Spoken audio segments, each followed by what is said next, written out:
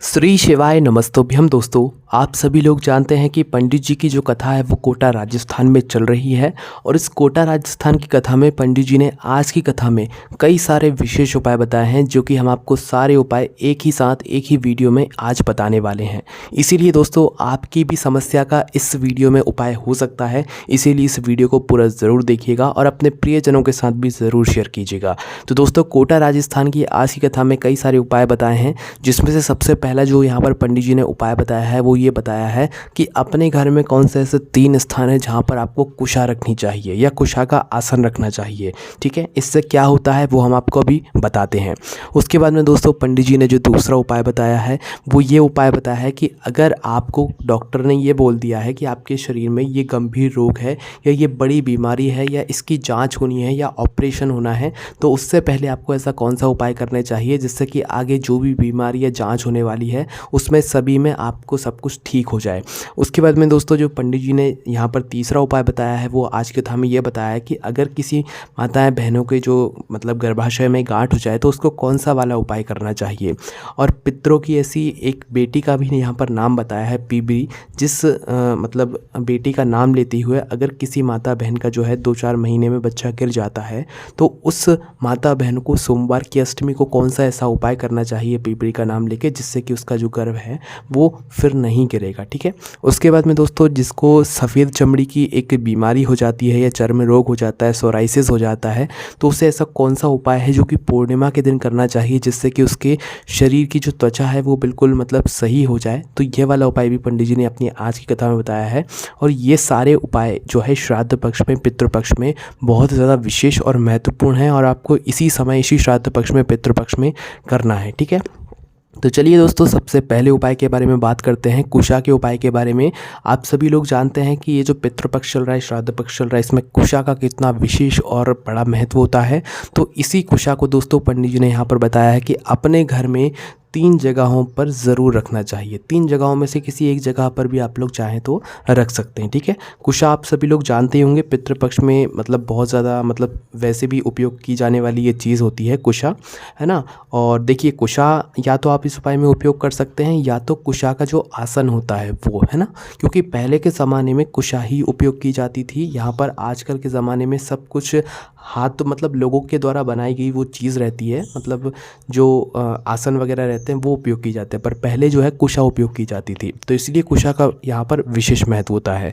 तो सबसे पहली चीज़, अगर आप अपने घर में इन 3 जगहों पर कुशा को रखते हैं तो आपके घर में कभी भी कोई बड़ी बीमारी प्रवेश नहीं कर सकती है। इसीलिए इन 3 जगहों के 3 स्थानों के बारे में सुन लीजिए। कुशा हो या कुशा का आसन हो तो भी चलेगा। देखिए सबसे पहला जो स्थान है अपने घर में स्थान जो कुशा को रखने का है वो है आपके घर के दरवाजे का, मतलब आपके घर का दरवाज़ा। ठीक है, मतलब कि आपके घर का दरवाज़ा है, दरवाजे के अंदर प्रवेश, थोड़े से अंदर प्रवेश करने के बाद कोई फ़ोटो वगैरह लगी हो या कोई स्थान हो अच्छा सा, वहाँ पर अगर आप लोग कुशा को रखेंगे या कुशा का आसन रखेंगे तो बहुत अच्छा माना जाता है। ठीक है, ये पहला स्थान हो गया। अपने घर के दरवाजे से थोड़ा सा अंदर प्रवेश करने के बाद जो भी जगह हो या कोई फ़ोटो वगैरह लगी हो वहाँ पर आप कुशा को रख सकते हैं। दूसरा स्थान है मतलब जो आप कुशा को रखेंगे वो राइट भाग में रखेंगे, इस बात का भी आपको ध्यान रखना है। मतलब दरवाजे से अंदर प्रवेश करते समय राइट भाग जो भी होगा वहाँ पर कुशा को रखना है। दूसरा स्थान है आपका पूजन वाले स्थान, जहाँ पर आपके घर में भगवान जी विराजित हों, उस स्थान के आसपास कहीं पर भी आप कुशा को रखें या कुशा के आसन को रखें। ठीक है, ये दूसरा स्थान हो गया। अब तीसरा जो स्थान है वो दोस्तों वो है आपका रसोई घर। रसोई घर में जहाँ पर आपका पीने का पानी रखा जाता है, उस पीने के पानी के वाले स्थान के पास में जहाँ पर आपको अच्छा स्थान मिल जाए वहाँ पर आप कुशा रखें या कुशा का आसन रखें। निश्चित ही इन 3 जगहों पर अगर आप लोगों के घर में कुशा होगी, वो भी विशेष रूप से श्राद्ध पक्ष में, पितृपक्ष में कुशा या कुशा का आसन, तो आप विश्वास मानिए आपके घर में कभी कोई बड़ी रोग और बीमारी किसी भी तरह की प्रवेश नहीं कर सकती है। ठीक है, उसके बाद में दोस्तों आप बात करते हैं दूसरे उपाय के बारे में जो कि आपको श्राद्ध पक्ष में विशेष रूप से करना है। अगर आपके घर में कोई भी ऐसा व्यक्ति है जिसको मतलब कोई बड़ी गंभीर रोग और बीमारी के बारे में पता चलने वाला है या आपको ऐसा आभास हो रहा है, डॉक्टर ने बोल दिया है कि आप इसकी जाँच कराने आइएगा या मतलब कोई जाँच आपकी होने वाली है और आपको डर लग रहा है और आपको चाहिए कि भाई उसमें रिपोर्ट में कुछ भी ना आए, अच्छा ही सब कुछ हो जाए, तो दोस्तों उस स्थान पर आपको क्या करना है कि जब आप डॉक्टर से जांच करवाने जा रहे हो, मिलने जा रहे हो, तो उसके पहले आपको प्रातःकाल सुबह सुबह 1 लोटा जल भरना है। उस लोटे जल के अंदर कुशा भरनी है, मतलब कि कुशा का जल आपको वो तैयार करना है, ठीक है। तो 1 लोटे जल के अंदर कुशा रख के आपको कुशा का जल लेकर भगवान शिव जी के मंदिर पहुंचना है। अब इस जल को कहाँ पर चढ़ाना है वो यहाँ पर आप लोग विशेष रूप से ध्यान से सुन लीजिए, ठीक है। देखिए अब इस जल को कहाँ पर आपको चढ़ाना है ये आप बहुत ध्यान से सुनिएगा। देखिए भगवान शिव जी की शिवलिंग होती है, और शिवलिंग होती है एक तो, और सामने होती है जलाधारी, ठीक है। तो आपको क्या करना है कि एक तो जलाधारी होती है, और जलाधारी पर एक माता अशोक सुंदरी का स्थान होता है बिल्कुल बीचों बीच, है ना, जलाधारी के ऊपर, और एक शिवलिंग होती है। तो ये दोनों एक तरीके से आमने सामने ही होते हैं एक शिवलिंग में, है ना। तो उसके बाद आपको करना क्या है कि जो अशोक सुंदरी, माता अशोक सुंदरी का स्थान है और जो शिवलिंग का स्थान है, इसके बीच में जो है एक कटी भाग के पास में ही एक हल्का सा स्थान रहता है ना। मतलब कि आप समझिए कि एक शिवलिंग और जलाधारी के बीचों बीच जो एक स्थान रहेगा, उस स्थान पर आपको इस जल को चढ़ाना है। कहाँ पर चढ़ाना है? ना शिवलिंग पर चढ़ाना है ना जलाधारी पर चढ़ाना है। शिवलिंग और जलाधारी के बीच का जो स्थान रहेगा, बीच की जो जगह रहेगी, उस स्थान पर आपको इस कुशा के जल को श्राद्ध पक्ष में, पितृ पक्ष में चढ़ाना है। इस जल को वहाँ पर चढ़ाने के बाद अपने उस स्थान को वहाँ पर स्पर्श करा लीजिएगा, या उस जल को मतलब वहीं स्पर्श किए हुए अपने हथेली के मतलब वहीं पर अपनी हथेली को स्पर्श कर लीजिएगा, और अपनी उस हथेली को उस स्थान पर लगा लीजिएगा जहाँ पर आपकी जांच होने के लिए जा रही है, जहाँ पर आपको डर लग रहा है कि कोई बड़ी बीमारी ना निकल जाए, कुछ ना हो जाए। तो अगर आप ऐसा करते हैं तो आपकी जो भी जांच होगी वो सही निकल कर आएगी, और आपको कोई भी बड़ी बीमारी हो ही नहीं सकती इस उपाय को करने के बाद, इस कुशा के जल को उस स्थान पर चढ़ाने के बाद, ठीक है। तो आप इस उपाय को भी करके ज़रूर देखिएगा, आपको कोई दिक्कत नहीं होगी। उसके बाद में दोस्तों बात करते हैं अगले उस उपाय के बारे में, जो कि यहाँ पर पीबरी का नाम का उपाय है, ठीक है। पीबरी जो है पितरों की जो है बेटी है ना। तो अगर किसी माताओं बहनों को गर्भाशय में गांठ हो गई है तो उसके लिए यहाँ पर पंडित जी ने ये वाला विशेष उपाय बताया है। अगर किसी भी माता बहन को जो है गर्भाशय में गांठ वगैरह कुछ हो गई है तो उस स्थान पर उसे क्या करना चाहिए वो आप लोग सुनिए। देखिए इस पितृपक्ष में, श्राद्ध पक्ष में आपको लेनी है दूर्वा। दूर्वा जो भगवान गणेश जी को समर्पित होती है। दूर्वा कितनी लेनी है? 5 दूर्वा लेनी है। साधारण दूर्वा लेनी है, कोई ऐसे अलग से दूर्वा लेकर नहीं आनी है ना। तो 5 दूर्वा आपको लेकर आनी है। अब 5 दूर्वा को आपको लेकर जाना है प्रातःकाल सुबह सुबह भगवान शिव जी के मंदिर में। अलग से जो आप जल चढ़ाने लेकर जाना चाहें वो जा सकते हैं। पहले भगवान शिव जी की पूजन कर लीजिए, उसके बाद में उपाय कीजिएगा। अब पूजन अर्चना करने के बाद अपनी वह 5 दूर्वा को निकाल लीजिए। 5 दूर्वा को निकालने के बाद इस 5 दूर्वा को आपको शिवलिंग के एक विशेष स्थान पर चढ़ाना है, जो कि है माता अशोक सुंदरी जी का स्थान। अब माता अशोक सुंदरी जी का स्थान कहाँ पर होता है ये बात आप सभी लोग भी जानती हैं कि जो जलाधारी का बिल्कुल बीचों बीच का जो भाग होता है वहाँ पर होता है। तो करना क्या है, पहले आपको ये 5 दूर्वा को एक साथ जमा कर क्या करना है, माता अशोक सुंदरी जी पर समर्पित कर देना है। जब यह आप दूर्वा माता अशोक सुंदरी जी इसके स्थान पर समर्पित करेंगे तो उस समय आपको पितरों की बेटी पीबरी का नाम ज़रूर लेना है। क्या नाम लेना है? पीबरी, है ना। ध्यान से सुन लीजिए, पीबरी।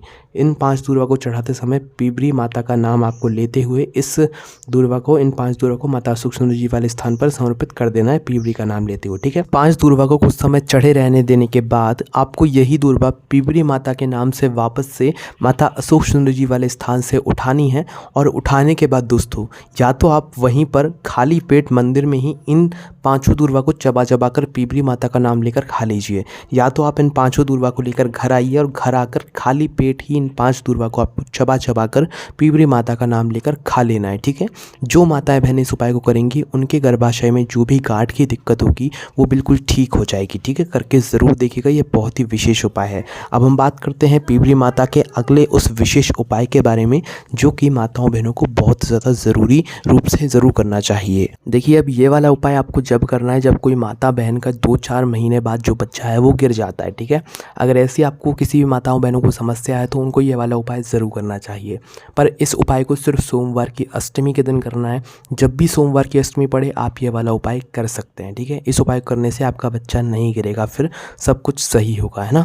इस उपाय में मात्र आपको एक बेलपत्री लेनी है सोमवार की अष्टमी के दिन, वो भी प्रातःकाल सुबह सुबह। करना क्या है, इस बेलपत्री को आपको पीबरी माता का नाम लेकर भगवान शिव जी पर चढ़ाना है, और शिव जी पर चढ़ाने के बाद इस बेलपत्र को आपको वापस लाना है और इसको चबा चबा कर खा लेना है, ठीक है। पीपरी माता का नाम लेते हुए। इतना सा ये उपाय है, आप इस उपाय को करेंगे तो निश्चित ही आपका जो बच्चा होगा वो सही होगा आगे चलकर, है ना। तो इस उपाय को भी आप ज़रूर करके देखिएगा, पीपरी माता का नाम ज़रूर लीजिएगा, ये बहुत ही ज़्यादा विशेष है।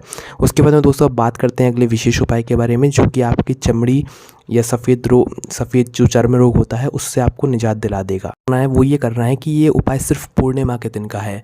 पूर्णिमा के दिन आपको किसी भी गाय के पास जाना है। जब गाय अपने बछड़े को दूध पिला रही हो, तो बछड़े को जब वो दूध पिला रही हो पूर्णिमा के दिन, तो उस बच्चे के मुंह पे फेन आ रहा हो, दोनों साइड फेन आ जाता है, तो उस फेन को आपको थोड़ा सा चम्मच में लेकर आना है।